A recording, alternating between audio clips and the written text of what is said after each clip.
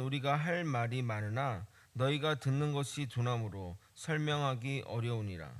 때가 오래되었으므로 너희가 마땅히 선생이 되었을 터인데 너희가 다시 하나님의 말씀의 초보에 대하여 누구에게서 가르침을 받아야 할 처지이니 단단한 음식은 못 먹고 젖이나 먹어야 할 자가 되었도다. 이는 젖을 먹는 자보다 어린아이니 의의 말씀을 경험하지 못한 자요. 단단한 음식은 장성한 자의 것이니 그들은 지각을 사용함으로 연단을 받아 선악을 분별하는 자들이니라. 그러므로 우리가 그리스도의 도의 초보를 버리고 죽은 행신을 회개함과 하나님에 대한 신앙과 세리들과 안수와 죽은 자의 부활과 영원한 심판에 관한 교훈의 터를 다시 닦지 말고 완전한 대로 나아갈지니라. 함께 읽겠습니다. 하나님께서 허락하시면 우리가 이것을 하리라. 아멘. 히브리 저자는 인간 대제사장과 멜기세덱 계열의 대제사장 예수를 비교하였습니다. 그들의 근원과 사역의 결과의 차이로 인해 비교 불가능하게 멜기세덱 계열의 대제사장 예수님의 우월성이 확증되었습니다. 과거에 개봉한 배트맨과 슈퍼맨이라는 영화가 있었습니다. 둘의 대결이 영화의 최고의 백미인데 영화는 폭삭 망했습니다. 왜냐하면 보기도 전에 게임이 안 되는 대결이었기 때문입니다. 아무리 첨단 수트를 장착한 배트맨이지만 그는 인간일 뿐이고 슈퍼맨은 빛의 속도로 날아다니는 초강력 초인이기 때문에 그렇습니다. 당연히 영화에서도 엄청 슈퍼맨에게 치이고 터지는 배트맨이 나옵니다. 배트맨 대 아이언맨이라면 몰라도 배트맨과 슈퍼맨은 상대조차 안 되는 상대입니다. 아론과 모세와 예수님의 비교가 그렇다는 것입니다. 그런데 인간 대제사장이 중심인 종교의 중심인 유대교로 돌아가겠다는 이들이 있으니 얼마나 한심스럽겠습니까? 제가 설교할 때 저랑 축구 실력 손흥민이랑 비교하고 제가 또 얼굴을 원빈이랑 이렇게 비교하면 그런 걸 들으면서 무엇을 느꼈습니까? 속으로 말도 안 돼라는 말이 자연스럽게 나오지 않았습니까? 그런 반응을 기대하고 그렇게 이야기한 것입니다. 예수님을 그런 비교의 자리에 놓는 것이 우스울 정도인데 너희가 그곳으로 가려고 하는 것이 얼마나 터무니없다는 것을 깨닫게 하기 위해서입니다. 오늘 본문의 내용은 책망의 내용입니다. 사실 내용만 보면 듣는 사람이 매우 자존심이 상할 내용이 담겨 있습니다. 무엇을 책망하는 내용인지 살펴보고 우리가 정말 어떤 신앙의 모습으로 성장해 가야 되는지 생각해 보도록 하겠습니다. 히브리서는 예수님의 사역과 우월성을 설명할 때 구약의 사건들을 잘 인용하여 그 깊은 내용을 설명합니다. 금요일날 살펴본 그 본문도 창세기 14장에 등장한 묘한 분위기의 정체를 알 수 없는 멜기세덱의 대제사장이 무엇인지 알려주었습니다. 창세기 본문을 보면 전쟁을 마치고 온 아브라함에게 떡과 포도주를 들고 나온 살레망 멜기세덱이 지극히 높으신 하나님의 제사장이라고 기록하며 그가 아브라함을 축복하니 아브라함이 전리품의 10분의 1을 주었다고 하는 이 세 절의 기록만 있을 뿐입니다. 아마도 히브리서에서 이 멜기세덱이 누구이신지 이야기하지 않았다면 우리는 그분이 성육신 이전의 예수님임을 몰라보고 그냥 미스터리한 분으로 넘어갔을 것입니다. 그래서 저자는 멜기세덱 반차를 따르는 대제사장을 설명한 것이고 그 멜기세덱을 설명하는 과정 중에 답답함을 느꼈는지 논지를 이어가지 않고 기독교 유대인들을 책망합니다. 아마도 이것은 저의 좀 상상인 부분인데 이쯤에서 히브리 저자는 기독교 유대인들, 그러니까 유대교로 돌아가려는 기독교 유대인들을 설득하다가 약간은 좀 화가 나거나 약간은 좀 짜증이 났던 것 같습니다. 도대체 너희는 말귀를 알아듣는 거니 못 알아듣는 거니 내가 얼마나 너희들을 참아야 하니 이렇게 설명하는데도 정말 유대교로 가겠다고 하는 생각이 들었던 것 같습니다. 그래서 이렇게 말하는 것이 아닌가 생각됩니다. 11절 읽어드리겠습니다. 멜기세덱에 관하여는 우리가 할 말이 많으나 너희가 듣는 것이 둔함으로 설명하기 어려우니라. 그러니까 멜기세덱에 대해서 할 말이 많은데 너희가 깨닫는 것이 둔하니 설명하기 어렵다는 말입니다. 듣는 사람에 따라서는 매우 자존심 상할 이야기 아닙니까?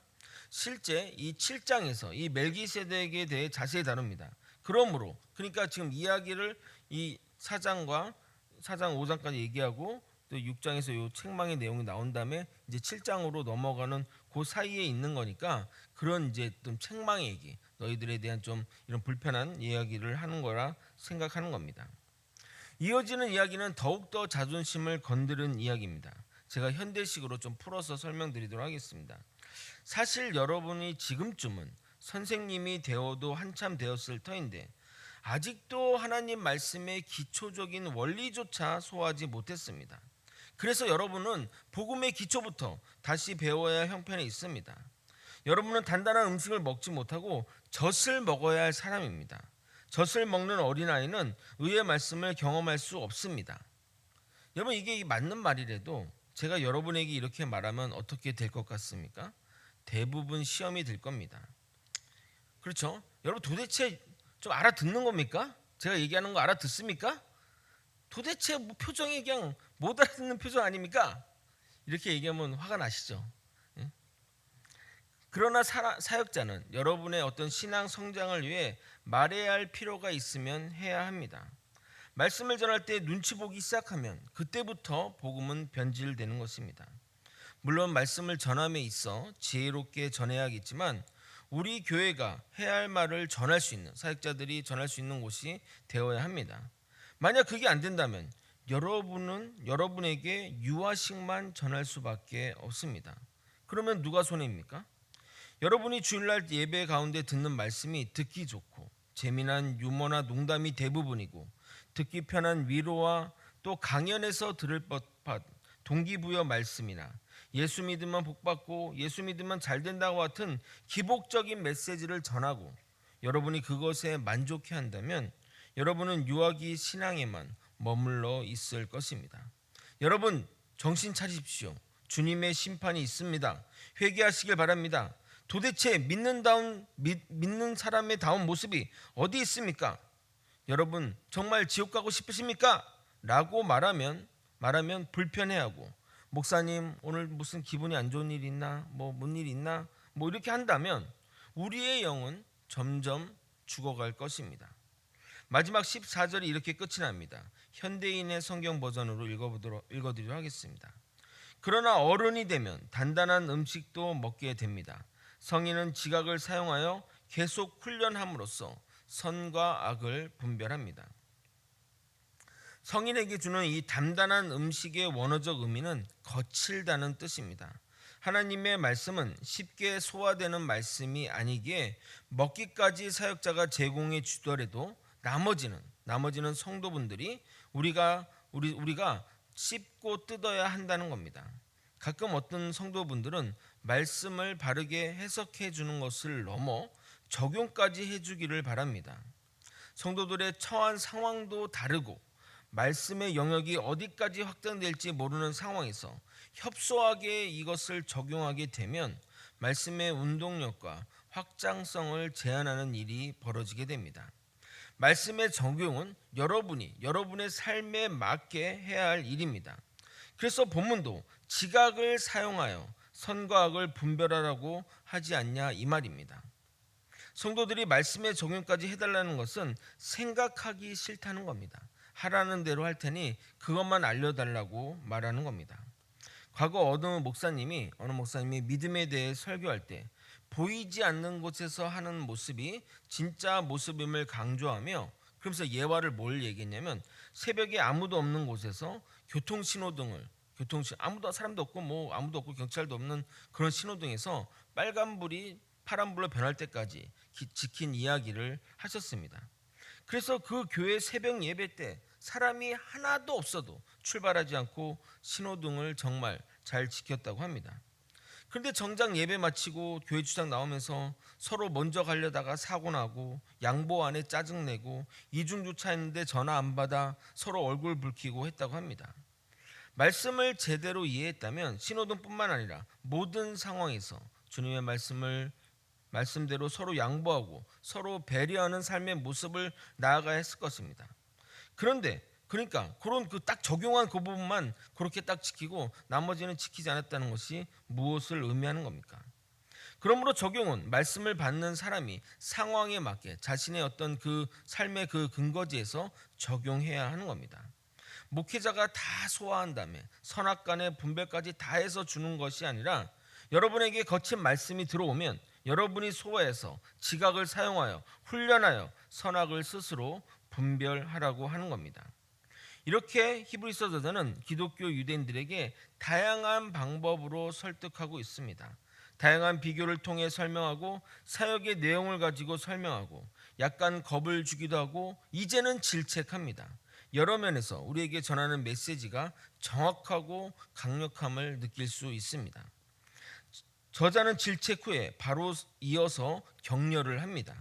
그러므로 이제 우리가 그리스도에 대한 초보의 교훈에서 떠나 성숙한 곳으로 나아가자고 격려하고 있는 겁니다. 6장 1절에서 2절을 여러분이 한번 읽어보도록 하겠습니다. 천천히 읽겠습니다. 시작. 그러므로 우리가 그리스도의 도의 초보를 버리고 죽은 행실을 회개함과 하나님께 대한 신앙과 세례들과 안수와 죽은 자의 부활과 영원한 심판에 관한 교훈의 터를 다시 닦지 말고 완전한 대로 나아갈지니라. 아멘. 여러분 여기서 갑자기 반전이 나타납니다. 저자는 초보적인 도가 무엇인지 알려줍니다. 죽은 행실에 대한 회개, 하나님을 믿는 신앙, 세례, 안수와 부활과 영원한 심판이라고 말하고 있습니다. 여러분 이걸 들을 때 아니 이게 초보라고? 나한테는 고급인데? 라는 반응을 보여야 할 것입니다. 예를 들어 제가 여러분에게 피지컬 트레이닝으로서 여러분을 훈련시킨다고 생각해 보십시오. 자, 이제 준비 운동 끝나고 본격적인 운동으로 들어가겠습니다. 여태까지 여러분 달리기 1시간 했고 줄넘기 300개, 윗몸 일으키기 100회, 팔굽혀펴기 60회, 턱걸이 30회 하면서 몸 다 풀었죠? 이제 본격적으로 갑시다. 힘내서 갑시다. 라고 말하는 그 느낌인 것입니다. 우리는 종종 이 성경을 읽을 때 자신의 관점에서 자신의 수준으로 상대방을 판단합니다. 히브리서 저자의 질책을 들으면서 에게 그들이 젖먹는 수준이라 단단한 음식도 못 먹는구나. 아유 한심하다 라고 하면서 읽어 오셨을 것입니다. 그런데 그 젖먹는 수준은 우리의 수준을 넘어서는 것을 보고 놀라야 합니다. 회개, 믿음, 세례, 부활 그리고 심판은 복음의 모든 내용을 담고 있는 겁니다. 생각해 보십시오. 그들은 복음을 위해 이 복음을 위해 목숨을 거는 사람들입니다. 아마도 여기 계신 어떤 분들보다 더 높은 수준일 수도 있다는 겁니다. 그러면 우리는 이렇게 말해야 되는 겁니다. 아니 그들이 젖먹는 수준이면 그게 초보인데 그게 젖먹는 수준이면 우리는 무슨 수준입니까? 우리는 태어나지도 못한 것 아닙니까? 라고 하셔야 한다는 겁니다. 여러분 우리는 정말 더욱 성장해야 됩니다. 더욱 배우고 더 알려고 노력해야 됩니다. 여러분이 정말 원한다면 저는 성경반을 더 개설할 수 있습니다. 여러분이 배우겠다는데 몸이 부서져라 할 수 있습니다. 부목사님도 있으니까 부목사님도 지금 준비가 다 돼 있거든요. 가능합니다. 제발 여러분이 저에게 이렇게 얘기했으면 좋겠습니다. 목사님 성경을 더 알고 싶습니다. 더 성경을 알게 성경 공부반을 만들어주세요 라고 말입니다. 근데 여러분 현실은 어떻습니까? 이번 성경 통독반을 개설하면서 조금은 실망했습니다. 최소한 10명 이상 될 줄 알고 솔직히 더 기대했죠. 그래서 저 2층에서 하겠다고 한 겁니다. 여기 사람들이 너무 많아서 저기 좁은 데서 못할 것 같아서. 그런데 딸랑 5분입니다. 더 충격적인 것은 세 가족이 3분입니다. 여러분은 다 성장했습니까? 성경에 대해 더 알 필요가 없습니까? 그리스도의 도의 초보를 넘으셨습니까? 아닙니다. 정말 우리 성도님들 더 성장하셔야 됩니다. 죄송하지만 어린아이보다 못한 수준이 우리의 수준입니다. 여러분 오늘 정말 마지막 성경 본문 3절을 같이 읽도록 하겠습니다. 함께 읽겠습니다. 하나님께서 허락하시면 우리가 이것을 하리라. 우리는 할 수 있습니다. 하나님이 우리가 이것을 하도록 허락하셨습니다. 언제나 허락하셨습니다. 그러므로 우리는 완전한 대로 나아가야 합니다. 그러니 열심히 배우고 열심히 성장해 나갑시다. 말씀을 정리하겠습니다. 우리는 더욱더 성장해 나가야 됩니다. 그리스도의 초보의 티를 벗고 장성한 분량으로 나아가야 합니다. 이것이 하나님이 원하시는 길입니다. 우리는 젖먹이의 신앙을 간직하며 살아가서는 안 됩니다. 그러니까 조금만 시련이 와도 시험이 드는 겁니다. 시험을 주는 사람도 문제지만 시험을 받는 사람도 문제입니다. 여러분, 안 받으면 어떻게 됩니까? 다시 돌아가는데 왜 받습니까? 택배 수치 거절하면 어떻게 돼요? 그 보낸 사람한테 다시 돌아가는 거 아닙니까? 택배 왕복 비용까지 내야 됩니다. 우리가 받는 이 시험이, 이 사람들, 기독교 유대인들이 받는 시험에 비해 우리가 받는 시험이라 할 수 있습니까? 시험이라고 한다면 정말 목숨을 거는 정도의 시험이 돼야 시험이라고 할 수 있는 겁니다. 앞으로는 절대 여러분 시험 받지 마시길 바랍니다. 이제 앞으로 여러분이 저에게 목사님 시험 받았어요 라고 한다면 저는 그분의 신앙이, 저한테 그렇게 얘기하는 그분의 신앙이 유아 7세 미만이라고 스스로 말하는 것이라 생각하겠습니다. 그런 분에겐 제가 이제 젖을 먹이도록 할게요. 분유 사서 우쭈쭈 드리면서 그렇게 할 예정입니다. 우리의 갈 길은 뭡니다. 주님은 우리의 갈 길을 이렇게 말씀하셨습니다. 2022년 우리 거제소망교회의 목표이기도 하죠. 에베소서 4장 13절, 우리가 다 하나님의 아들을 믿는 것과 아는 일에 하나가 되어 온전한 사람을 이루어 그리스도의 장성한 분량이 충만한 데까지 이르니. 그러니까 우리의 그 신앙의 목표가 그리스도의 장성한 분량이 충만한 때까지라고 말합니다. 그리스도의 장성한 분량이 충만한 데까지 우리가 자라나야 하는데, 저를 포함한 여기 계신 모든 분들이 그리스도의 장성한 분량은커녕 발꿈치에도 모자랄 것입니다. 그러므로 우리는 그리스도를 알아가며 믿음이 성장하는 길이 평생 가야 하는 길임을 잊어서는 안 됩니다. 계속 가야 됩니다. 계속 성장해야 됩니다. 성경 통독도 죽기 전까지 100번은 읽고 가야 하지 않겠습니까? 성경 필사는 최소한 10번은 해야 되지 않겠습니까? 그렇게 하고 나서 나 좀 성경을 압니다. 내가 좀 성경을 좀 읽었습니다. 내가 좀 교회 좀 다닙니다. 이렇게 얘기해야 되는 것 아니냐 이 말입니다. 저는 여러분이 더욱 성장하기를, 그리고 그렇게 뒤에서 채찍찍 할 거를 약속합니다. 여러분이 더욱더 성장해서 하나님 앞에 부끄러움 없는 사람들이 되시길, 젖먹이가 아닌 정말 다 성장한 어른이 되시길 예수님의 이름으로 축원드립니다. 기도하시겠습니다. 하나님 아버지, 우리의 믿음이 더욱더 성장하여 하나님을 닮은 그 믿음의 향기가 나아올 수 있도록 이끌어 주시옵소서. 아버지, 정말 바른 말들은 우리를 힘들게 합니다.